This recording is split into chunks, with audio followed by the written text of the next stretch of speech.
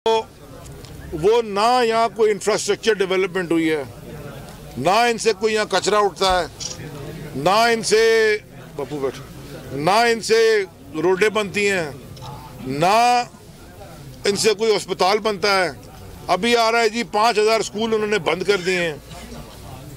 मैं कोई डेटा देख रहा था, तकरीबन पिछले 10-11 साल में 12,000 अरब रुपए का इनको एनएफसी और बजट सब मिला के मिला। 12,000 अरब रुपए। कोई जरा कोई सवाल पूछे कि ये पैसा गया किधर? पता तो है हमें कि पैसा लंदन और दुबई के फ्लैटों में और बंगलों में और पैलेसेस में और कैसे गया, वो सारी कहानी सरे मेंशन से लेके आज तक सबको पता है, लेकिन कोई इनका अकाउंटेबिलिटी का प्रोसेस ही नहीं है। पूरी की पूरी पुलिस इन्होंने अपनी प्राइवेट आर्मी बनाई हुई है सिंध के अंदर। जिस जिले में मैं गया हूँ लोगों ने मुझे पुलिस की कंप्लेन की है, प्राइवेट आर्मी बनाई हुई है। ये बादशाह बन के बैठ गए, बात करता है 18वीं तरमीम की।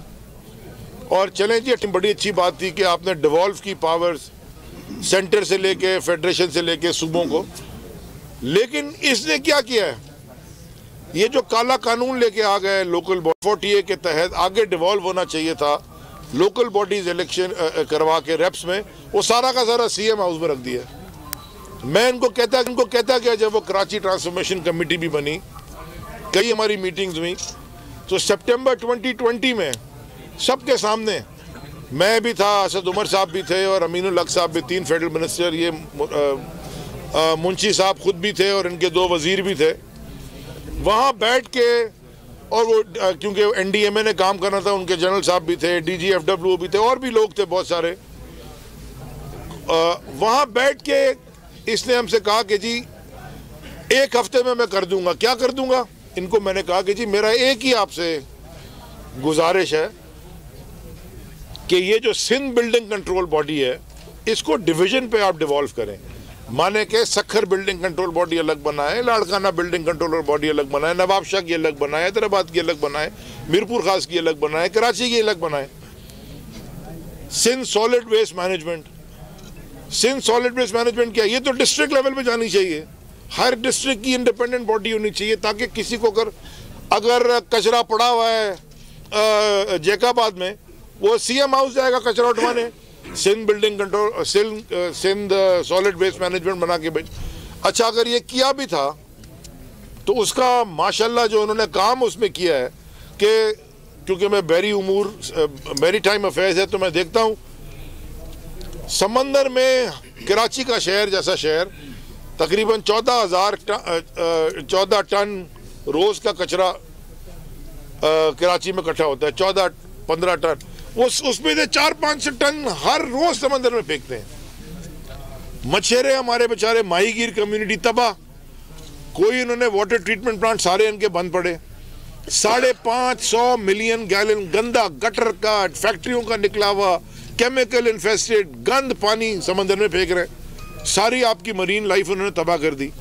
देखें, इस तरह ये मुल्क नहीं चल सकते जिस तरह ये चलाना चाहते हैं। और मैं ये भी आपको बताना चाहता हूं कि तबाही सबसे ज्यादा दुनिया में इन्फ्लेशन आई है। बिल्कुल मुझे पता है आप महंगाई की बात कोई ना कोई पूछेंगे, मैं पहले जवाब दे दूं।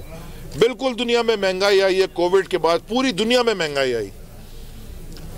बोलते जी अमेरिका में महंगाई की बात ना करें, मैं कह रहा हूं बांग्लादेश में महंगाई आई, मैं कह रहा हूं हिंदुस्तान में महंगाई आई, मैं कह रहा हूं ईरान में महंगाई आई। सारी दुनिया में महंगाई, इन्फ्लेशन आसमान पर चढ़ गई। कोविड के बाद क्योंकि वो सिनेरियो ऐसे डेवलप हुआ कि लॉजिस्टिक्स में बड़े इश्यूज आए।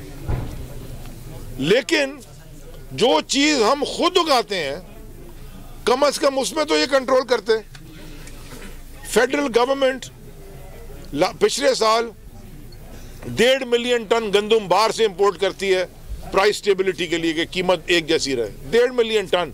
हाँ, और पता क्या चलता है कि जो हमारी सिंध की, क्योंकि गंदम तो पंजाब और सिंध में ही उगती है ना, कि सिंध की जो गंदम है इनके वेयर हाउसेज में सिंध हुकूमत के, लो जी 8 लाख टन गंदम गायब।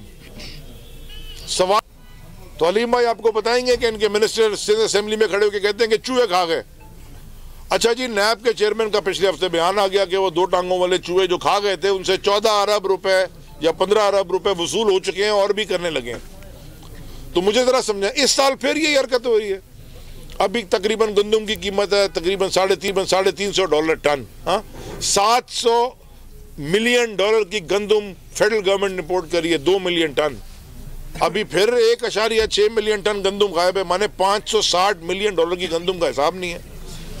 इसी तरह ये यूरिया के ऊपर ये वो कहते हैं ना, उल्टा चोर कोतवाल को डांटे। एक वो अल्ताफ हुसैन की जमात थी ना, वो अपना बंदा खुद ही मार के खुद ही पहुंच जाते थे उसके ऊपर वो झंडा लगा के और खुद ही फातिहा करते थे, खुद ही मारा होता था उन्होंने। वो यही काम ये कर रहा है। सारी होर्डिंग यूरिया की, सारी होर्डिंग गंदम की, सारी होर्डिंग चीनी की, सारा का सारा निज़ाम सिंध में इन्होंने तबाह किया हुआ है। और मुंशी इसका सिर्फ पैसे गिनता रहता है। 14 साल में कोई प्रोजेक्ट तो दिखा दें कि जी ये बड़ा प्रोजेक्ट है जो सिंध हुकूमत, और जो दिखाते हैं वो तो प्राइवेट एंटरप्राइज ने बनाया हुआ है, वो तो प्राइवेट लोगों ने बनाया, कोई चीज़ दिखाने को नहीं है। तबाह हाल रोडों का। एक मोटरवे की कोई पट्टी दिखा दे कि जी ये पट्टी मोटरवे की हमने बनाई है अपने सूबे में, कोई हाईवे बनाया है, कुछ तो बनाया होगा आपने। जो बनाया है उसे कहते हैं माल, और वो माल आपके और हमारे कंधों के ऊपर बैठ के ये कौम का माल चोरी किया है। तो कौम का जो मुल्क का कौम का जो माल चोरी करता है और जो करते आया है वो कौम और मुल्क का दुश्मन है। इसलिए मैं कहता हूं कि आसिफ जरदारी गॉडफादर है माफिया का। ऐसे स्माइल करके बैठता है जैसे कि कोई पता नहीं है कुछ नहीं। और वो मुराद अली शाह उसने मुंशी रखा हुआ है और उसने हवारी रखे हुए अपने, जो आके उल्टी सीधी बातें टीवी के ऊपर करके झूठ बोलते हैं। इनसे ड्रग्स नहीं कंट्रोल होती, मुनशियात नहीं कंट्रोल होती। वो एसपी रिजवान की एक रिपोर्ट है, क्योंकि मेरे हल्के की बात है, वो कहता है कि मुनशियात में जो है वो इलेक्टेड लोग नाम लेके उसने लेके कौन कौन मुलव्विस हैं। क्या एसपी रिजवान झूठ बोल रहा था? उसका तबादला कर दिया। हर जगह पे इन्होंने कोई काम ऐसा नहीं किया जो कौम और मुल्क के फायदे में कोई काम हो। जो भी ये काम करते हैं वो डायरेक्ट नुकसान होता है उस काम का, जिससे पाकिस्तान को नुकसान होता है। सो देयरफॉर अब ये इतने साल सहने के बाद अब ये सिंध की कौम, पूरे मेरे सिंध में गोटकी से लेके कराची तक बेवकूफ़, अभी देख लिया ना इनकी स्ट्रेंथ। मैं गया परसों लाड़खाना, हमारा एक वर्कर्स कन्वेंशन था, आप में से कुछ साथी वहाँ थे। वो वर्कर्स कन्वेंशन वो पूरा जलसा ही बन गया माशाल्लाह। और एक सीएम खुद बैठा हुआ कई वज़रा के साथ, पूरी सिंध हुकूमत लेके आया, 250 लोग खड़े थे, उसमें से 100 शायद साथ लेके आया था। सीएम तो नहीं, क्या मुंशी, कोई इनके साथ लोग नहीं है। ये इन्होंने पूरा ड्रामा रचाया हुआ है पूरे पाकिस्तान में कि जी हम सिंध को रिप्रेजेंट करते हैं। तो 60,000 वोट ताहिर शाह को किसने दिए और 10,000 कैंसिल भी हुए, इनके 70 हो गए। तो अमीर बख्श भुट्टो को इतने वोट किसने दिए, मुबीन खान को कितने वोट दिए। जो आप कैंडिडेट उठा लो वो दूसरे नंबर पे है। तो वो जो वोट जिन्होंने दिए कि वो सिंध को रिप्रेजेंट नहीं करते, जिन्होंने वोट लिए हैं वो सिंध को रिप्रेजेंट नहीं करते। इसलिए हम ईवीएम की भी बात करते हैं। मैं जरा ये अभी तक मैंने नहीं की थी बात, मैं इसलिए इलेक्ट्रॉनिक वोटिंग मशीन की भी बात करना चाहता हूँ। ये जो डबल ठप्पा, कितने सही आपके वोट गए? 10,000 वोट डबल ठप्पे में। मुबीन आपके कितने गए? 9,000, 8,000 इनके भी डबल ठप्पे में चले गए। सही आपके पास भी यही 8,000 इनके डबल ठप्पा। अब मुझे जरा कोई बताएं कि एक टेक्नोलॉजी को लाके चीजें ठीक करने के लिए बात करना जा रहे हैं, वो इसकी मुखालिफत कर रहे हैं खड़े होके। भाई आपके पास कोई अच्छा सोल्यूशन है तो आप दे दें।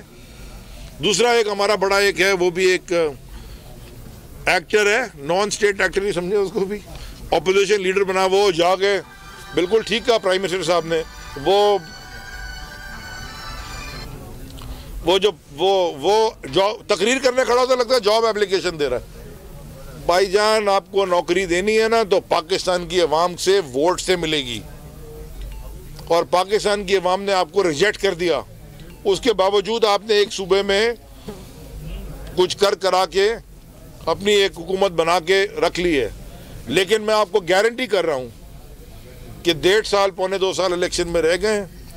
2023 में, 2023 में इस जो ये पीपल्स पार्टी, आसिफ जरदारी, ये पीपल्स पार्टी भी नहीं है, हलीम आप सही नाम देते हो, जरदारी माफिया, क्या जरदारी लीग, जरदारी माफिया, इसका इंशाअल्लाह सिंध से खात्मा सफाया हम करेंगे। क्योंकि सिंध के लोग मासूम लोगों को इसने जिस तरह रखा, मुझे तो शर्म आती है, जाके मैं देखता हूँ लोगों को, बेचारे बच्चे, ना तालीम, ना पानी, ना कोई उनके हेल्थ केयर। मैं अपनी आंखों से देखा तो एक सिविल अस्पताल जैकाबाद के हम गए, वो जो ड्रिप लगी हुई है वो हजारबंद से बांधी हुई है।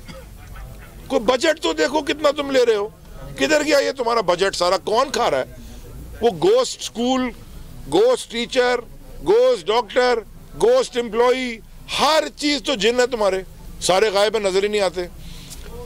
इसके मुकाबले में अब हम सारे मिलके इकट्ठे होकर लड़ेंगे।